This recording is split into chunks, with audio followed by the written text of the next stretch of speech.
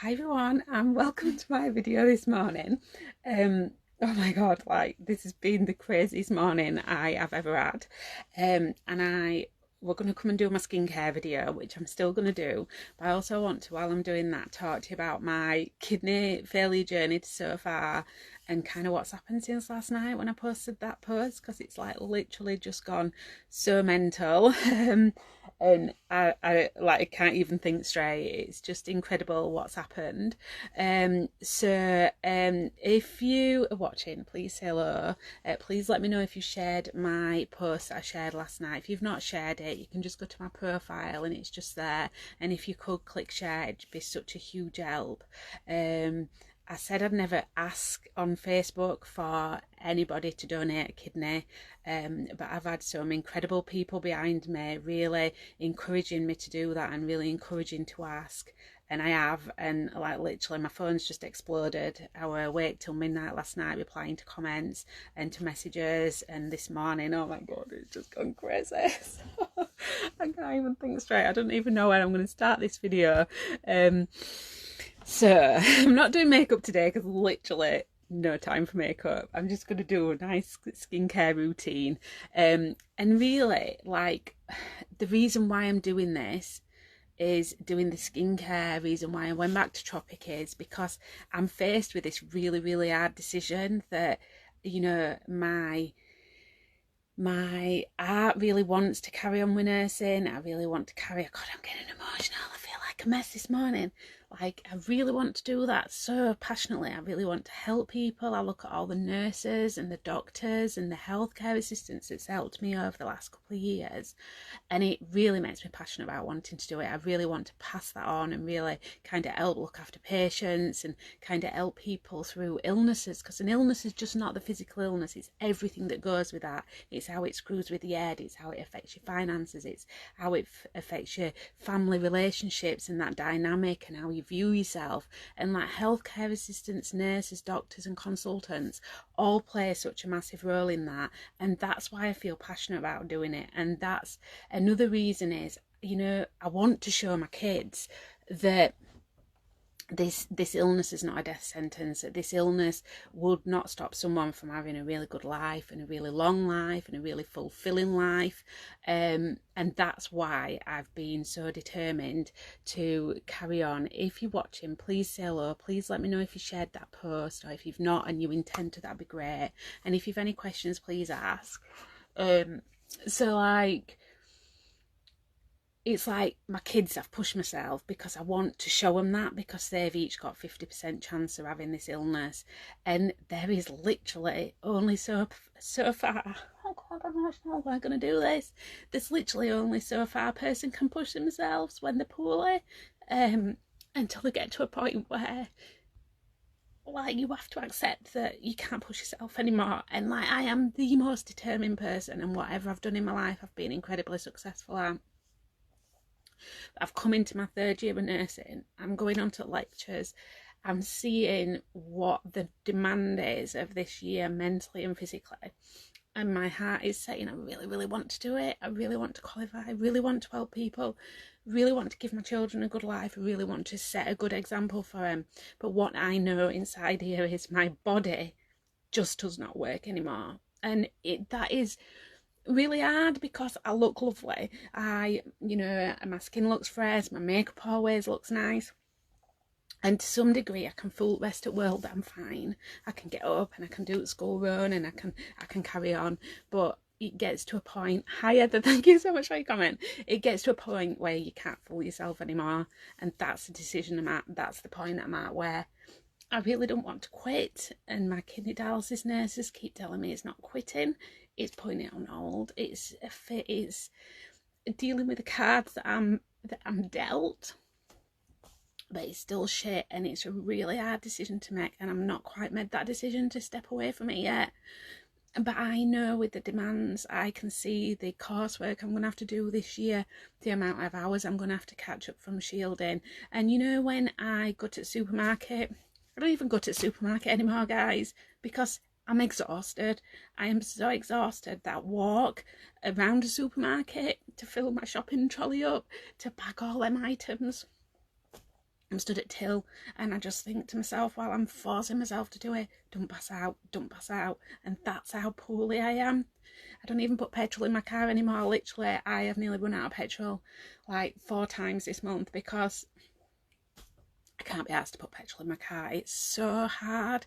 So when I'm skipping little jobs like that, like ordering takeaways, like my favourite meal at the minute is a Subway salad that I get delivered to my door. Can't keep doing that because I've like literally no money left because I spend all my money on Subway salads. You know, like literally when I say to kids, oh, I'll order a pizza in tonight, even though I've got a pizza in the freezer, literally the effort of cooking it is too much some days. And that's really, really hard. And, you know, I've been talking to people, like to my partner, to my close friends, even to people that I've met, other student nurses, the dialysis nurses, people that I've met in kidney groups that have got kidney failure as well. And I'm talking to them about this and sounding it out. And, you know, you do get to that point where you just think, yeah. And in my mind, I've pretty much made a big decision. I will step away from nursing. I've not told Juni yet because I can't bring myself to make that phone call because it just feels too hard right now. So anyway, I've got this amazing friend. Thank you for your lovely comments. I literally did not mean to cry, but I am so emotional after everything. Everybody's kind words last night is just literally ridiculous. And what I said to like a few people that I've said I'm going to step away, they've literally gone, thank God for that, Anne. Like, we're watching you push yourself all the time. You can't keep doing that. You're going to burn out. And I'm aware of that. And a lady that I met in a support group, she's from America, and she messaged me last night and she just said, why didn't you do it? Why didn't you ask for help? Why didn't you ask your friends to share a post to see if there's some people out there? And I'm like, nobody will do that. That's ridiculous. That's so icky. That's so tacky. Like, literally, I am the worst person for asking for help, literally.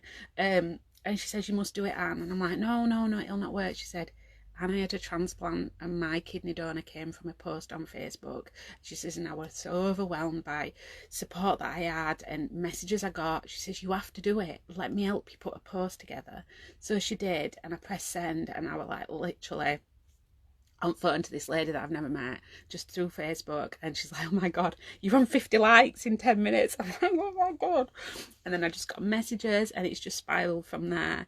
And it just makes me think that I've gone from thinking I'm going to have to step away from nursing, and that's the cruelest thing about this disease, and any long-term illness really is. There's no end date. No one can say to me, and you're going to have this treatment, and on this day your treatment's going to end, and if it all goes well, you're going to be fine. There's none of that.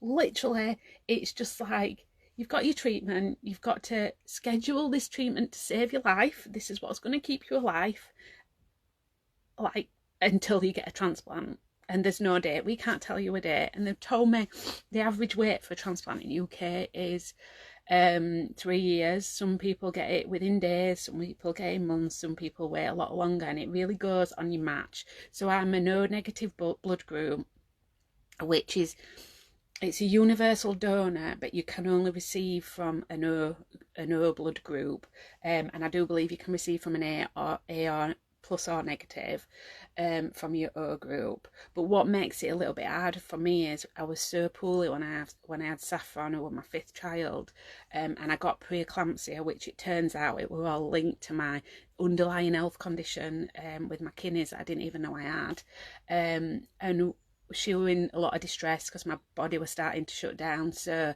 it ended up being an emergency cesarean section, and because I'd had 4 really, really healthy pregnancies, when they cut into my uterus, the blood supply to it was so strong that it caused me to bleed out quite a lot, and I lost a couple of litres of blood that day, and I had to have 2 blood transfusions, 2 units of blood.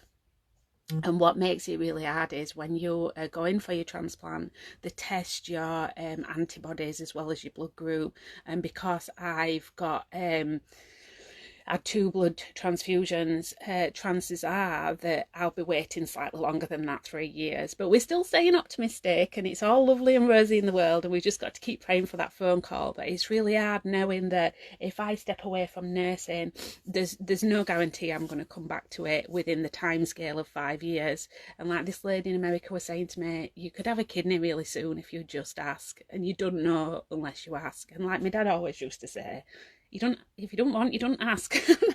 Just bloody ask. So I did. And like literally 7 people have come forward that I know of that have asked me to pass the details on. So I'm going to do that. Like, literally so incredible. Like literally so overwhelmed by how a complete stranger would just read something and want to go through all that process of giving a kidney. That's just incredible. And then one of the things that stopped me asking people is, this illness is so awful, and it's the personal battles that no one gets, you know, that I wouldn't ever want anyone to have to go through this. And like a lot at work that my kidney nurses and my renal consultant and the transplant coordinator have done with me is they've shared research with me, and they've like shared patient stories where actually for someone to be that altruistic donor actually don't cause harm to them, because like there's lots of research, there's lots of methods, it's quite safe, which sounds horrendous to remove an organ, but apparently it is like a really safe thing to do, and it's really controlled. But what they say is the research shows that when someone donates a kidney, it actually improves their health. And like when they said this to me, I was like, that's really weird. And like, firstly, the kidney compensates. So like, for example, when I went on dialysis, I had 7% kidney function. So that don't mean that I'd got 7% of my kidney working. It meant that I had much smaller percent, but your kidney's got this amazing ability to overfunction. So like literally I probably had like less than 1% healthy kidney functions working, like healthy kidney cells, but the ones I had were like working at full power to kind of keep my body going. And that's why you can stay off dialysis for such a long time. And what they said is that to donate a kidney, it creates this sense of like well-being within that person, because they feel so good about, you know, what they've done. Like, it's the ultimate selflessness thing to do, to give someone a kidney, in my opinion. That is just like the most incredible thing.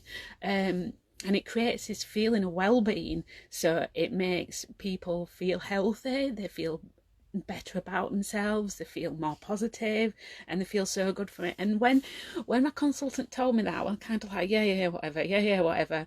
And it's that in my mind that's planted a little seed that's made me think, actually I should ask. And it's took a while to get there with a lot of encouragement.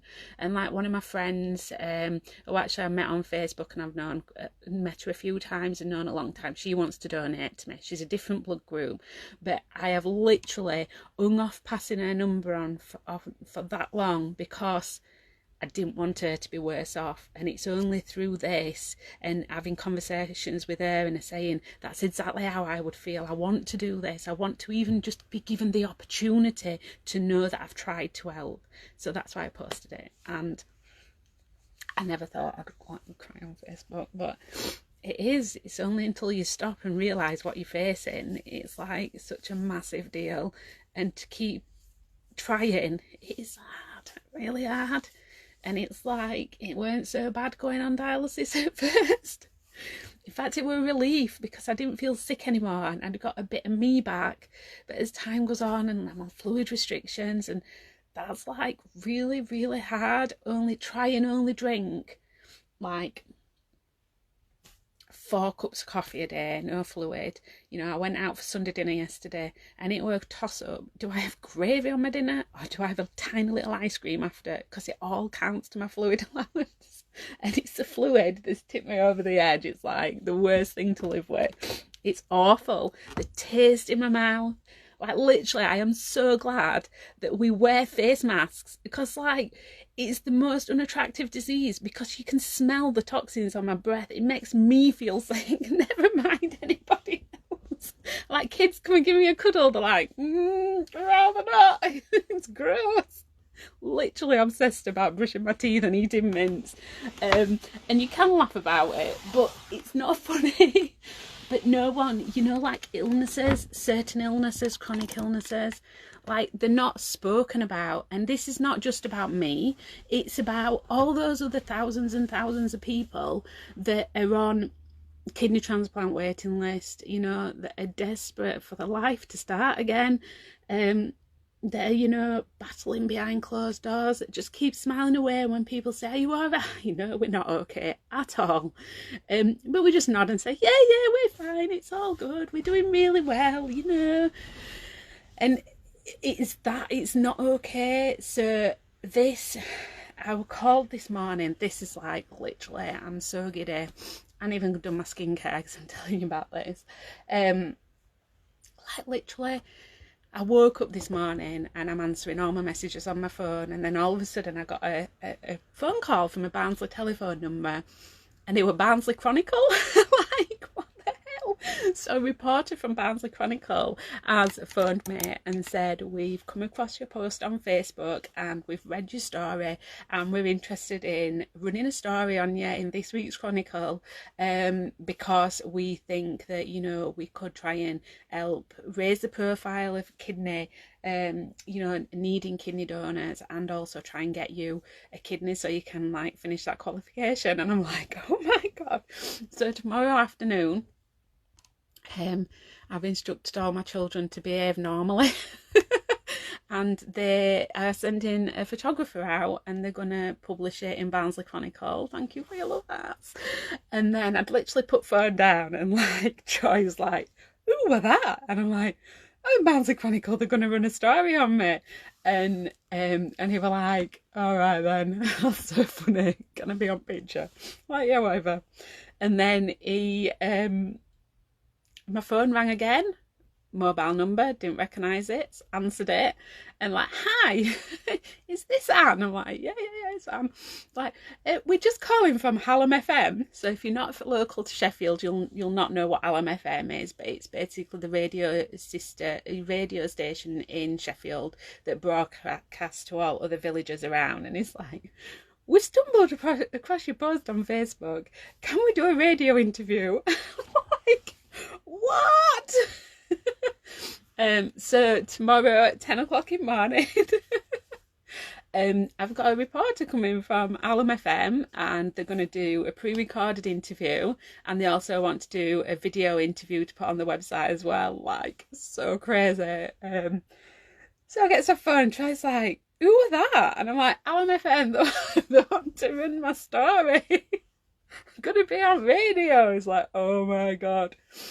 So I'm like getting dressed. It's like, you're going to get up now? It's like 11 o'clock. I'm like, yeah, I'll get up. And he went out. He's gone out to do a good dog consult. And he's like, you'll be on news at 10 by the time I get home. And it is ridiculous. But actually, what an amazing opportunity to be a voice for all those people that are either sat in the spare room having dialysis every night, or going to a dialysis unit and having to be hooked up to a machine 4 times a week to sustain the life, you know. And if it can just raise awareness, and whether it's me that gets a kidney or someone else, you know, sees all this information and just feels like urged to, you know, do the most amazing thing and gift a stranger a kidney, how amazing would that be? And, you know, like, I've been members of these kidney groups since I was first diagnosed in, I think it was 2016, 2017. And, you know, I've seen people that have, you know, the kidneys have failed, and those questions that they ask in there, and then they go on dialysis, and then all of a sudden they get this phone call, and it is just, you know, the excitement screams through the post. And, you know, to be able to be a voice for those people as well as myself is just like literally the most incredible thing. So if you're watching this and you've not shared that post, please just share it. Please urge your friends to share it, because you just never know where it'll lead and who it will help. And, you know, just, yeah, so people can start their lives again. Jeez. Well, that's that. Just amazing. Just is the most incredible day ever. Yeah, Jodie, I know there's loads of people like yourself that are like fighting the same battles, and it's like, you know, it's no one's fault that we're in this situation. You know, I did absolutely everything that I could when I was first diagnosed. I remember Professor Ong at Sheffield, it was incredible. It's the most positive person in the world. My graph's going down like this, 15% every year. And I'm like, that graph is like a perfect line. It's like looking like I'll be on dialysis in like a year. And he's like, with the best consultant ever. And he would be like, well, Anne, you know, you can see it like that and it might happen like that, but let's just pretend it ain't and just see what happens. And it was just incredible. And he was just like so happy and so positive and just encouraged me to be so positive. And he encouraged me to go away and, you know, like quit drinking alcohol. Like I've not had a drink for 2 years. And not that I drank every night anyway. You know, I went and got fit. I pushed through fatigue. I pushed through anemia. And like literally a week before I started dialysis, I was doing 12-hour shifts. I did 3 12-hour shifts in a row, like a freaking crazy woman. You know, and feedback I got from my mentors that I were on ward were just incredible. I tried so hard. I tried to be so efficient and willing to learn, because all the time I'm thinking, why would anybody want to employ me? Do you know, I've got kidney failure, gonna probably not be able to hold a full-time job down for the rest of my life, because I'm always going to have complications from transplant and things that I can't do, and there's always, my life's never going to be quite as it should be. And they were like, why wouldn't we employ you? Someone with your attitude and your determination would like make the most perfect nurse. And I was like, wow, that's amazing. Amazing. So getting to share your condition, the publicity will help so many. Yeah, because it is such an hard disease. It's like, you know, even when you're first diagnosed, and people in kidney groups always apologise when they're like, say, stage 3. So there's like different stages. Stage 1 where you've got mild damage. Stage 2, it's a bit worse. Stage 3, it's getting quite serious. Stage 4, it's like, holy shit, your kidneys are going to fail. We need to start preparing for dialysis. This ain't looking good. And then stage 5, you're buggered, basically. That's my interpretation of that. And you know, like there's people in these groups that share like, I'm only stage 3 and I'm sorry to be asking this. I know I'm not as bad as other people. And I always say to people when, you know, like a few people have reached out to me from this post and said, you know, I've got kidney disease, my partner's got kidney disease, we're just preparing for dialysis. I'm so scared, I'm so anxious what that's going to mean. And you know, for me, when I got to end stage and I started dialysis, it was like a weight lifted off my shoulders, because that worry had gone. I knew that I probably weren't going to feel much shitter than I felt in that moment, and I knew that I could cope, and I knew what my life was going to look like, and I knew what routine. And I think the biggest difficulty with this disease is how it screws with your mind while your kidneys are failing, because it's like someone saying this really big thing is probably going to happen, but it might not, and we can't tell you when it is. It's like, oh my gosh, that triggers the worst anxiety in your brain. And to me, that's been biggest weight lifted, just knowing, like, I was always scared about what my fistula would look like. So there's like 2 different types of dialysis. There's called peritoneal dialysis, PD, and hemodialysis, which is HD. Now, peritoneal dialysis is a tube that sits in your stomach, and they pump 2 litres of fluid in, and then osmosis happens between lining of your stomach and where this fluid is, and like all your toxins transfer over into this fluid, and then you drain fluid away, and that's how you get rid of toxins and excess fluid in your body. It's just like osmosis. Now, I have the worst bowels, and any of my close friends, they'll know about my bowels. They're like literally the most sluggish in the world, so I couldn't go for that option, because like literally there'd be no osmosis, because like my bowels are like, it's like a man pushing a train from Yorkshire to London. So slow. Like, as if I said that. So I've got a fistula in my arm, and you know, like, this is a massive fear for some people. You see a fistula, let me just move my body so you can see it. Like, a fistula is, you sometimes see pictures of them. If you Google it online, they're the most horrendous pictures in your mind, and all you can see is a little bump on mine, and like a little scar there. I don't know if you can see it, just there. And that's where you have an operation while you're awake. So they cut into you and pull your veins out. Ugh, it was horrible. But I survived it, so that's all good. And what happens is they graft an artery to a vein, and then they stitch it back up.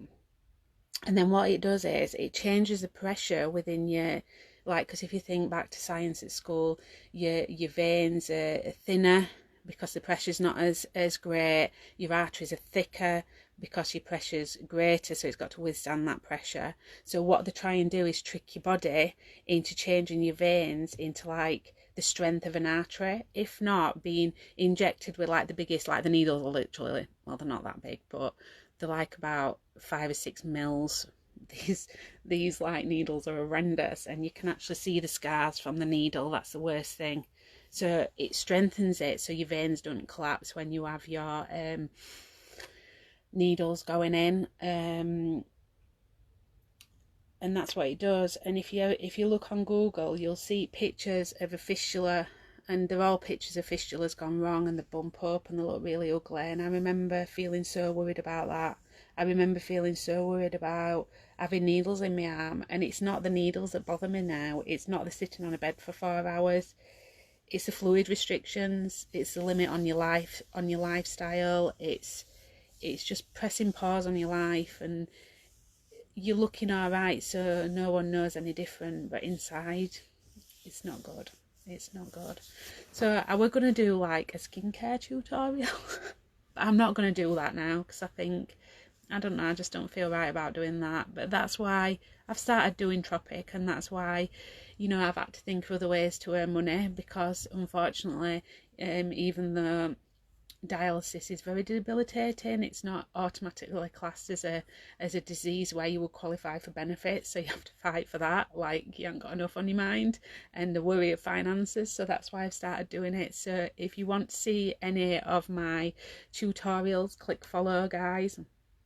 Share this video, share the original post. You're welcome in my beauty group, and that's the skincare range. But I'm literally not going to show you that now, because I just feel right weird about doing that, because I really want to just talk about my journey, and you know, how the exposure that I'm having can help me start my life, but also other people as well who are greatly in need of a really kind individual coming forward. So thank you so much for watching. I'll keep you updated on what happens. I've got a feeling it's going to be like an interesting few days. So take care, everyone, and thank you so much for your support. I just can't tell you how grateful I am for everybody that's liked that message, commented on that message, and shared that message, because it is just a really important message to share, and hopefully it's going to get me a transplant, so my kids can get what they deserve from the mum, instead of just someone that's too tired to do just normal mum stuff. And hopefully someone else can as well. So I'll see you soon, guys. Thank you.